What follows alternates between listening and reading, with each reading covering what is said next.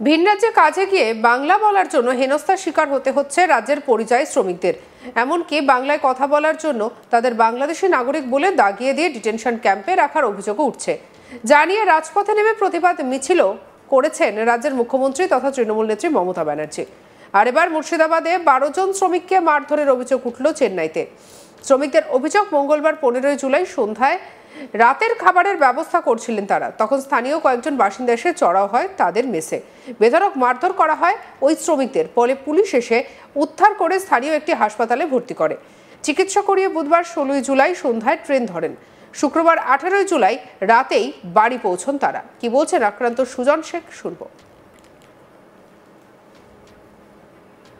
কবে মেরেছে তোমাকে? মঙ্গলবার, এই গত মঙ্গলবার। কি করছিল তখন তুমি? চান করে ওই খাবার বসাচ্ছিল। যেখানে ছিল সেখানে মারধর করেছে। কজন এসেছিল? ওরা 20-22। কি বললো তোমাকে? তুমি কিছু বলেনি, সেই ইট চালাতে মারা হয়। ইট চালাতে আরম্ভ করলো। তারপরে আবার পালিয়ে গেছে, ছাদে লুকাচ্ছিলাম। তারপরে এখানে এলে কি করে? এখানে আমার ছোট ভাই এসেছে। তোমরা 3 জন ছিলে?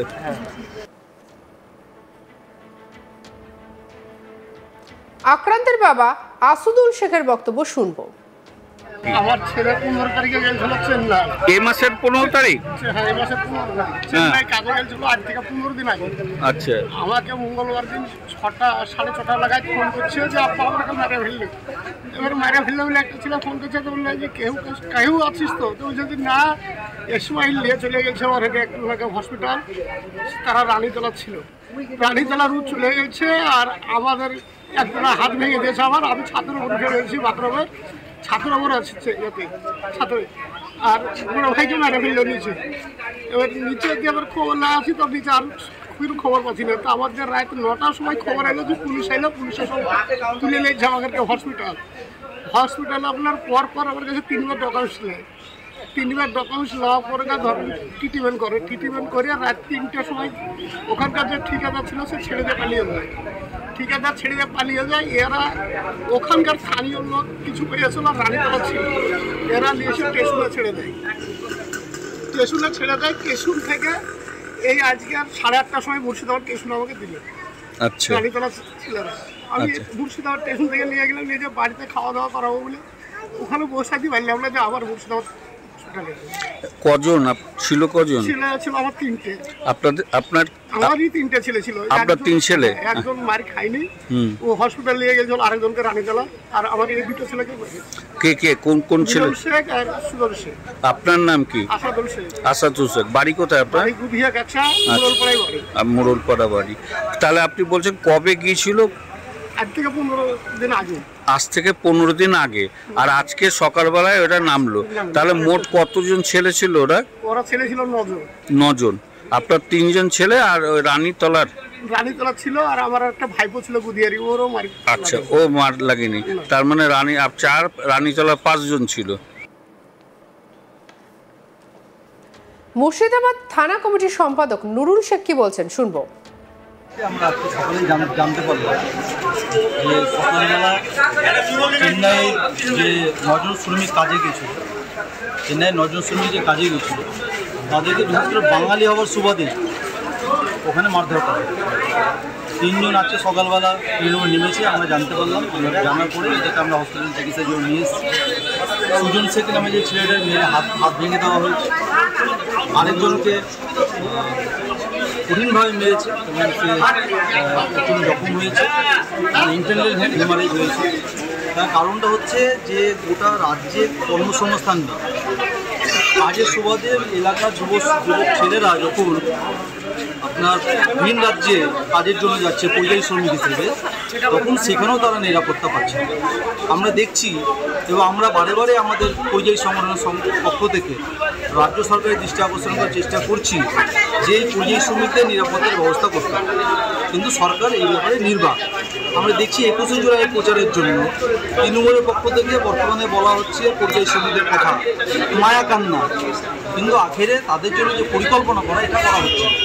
আমরা চাই যে পরিযায়ী শ্রমিক বিশেষ করে পশ্চিমবঙ্গ নয়, মুর্শিদাবাদ নয়, গোটা পশ্চিমবঙ্গে বাঙালি হওয়ার জন্য, বাংলা কথা বলার জন্য কোথাও মুসলিম, কোথাও বন্য হিন্দু, এই সমস্ত বিষয়ে তাদের উপরে আক্রমণ করা হচ্ছে। আমরা চাই রাজ্য সরকার এই বিষয়ে হস্তক্ষেপ করুক এবং যাতে এই পরিযায়ী শ্রমিকরা ভিন রাজ্যে গিয়ে তাদের নিরাপত্তা পায় তার ব্যবস্থা যাতে রাজ্য সরকার করে। প্রসঙ্গত, বাংলা ভাষায় কথা বলেই বিজেপি শাসিত রাজ্যগুলিতে হেনস্থা করা হচ্ছে রাজ্যের বাঙালিদের, এমনকি তাদের গ্রেপ্তার করে ডিটেনশন ক্যাম্পে রাখা হচ্ছে, বাংলাদেশি বলে দাগিয়ে দেওয়া হচ্ছে। আর এর প্রতিবাদে পথে নামেন রাজ্যের মুখ্যমন্ত্রী তথা তৃণমূল নেত্রী মমতা ব্যানার্জি।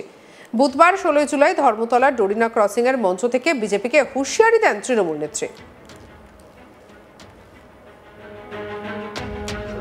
কি বলেছিলেন মমতা ব্যানার্জি শুনবো।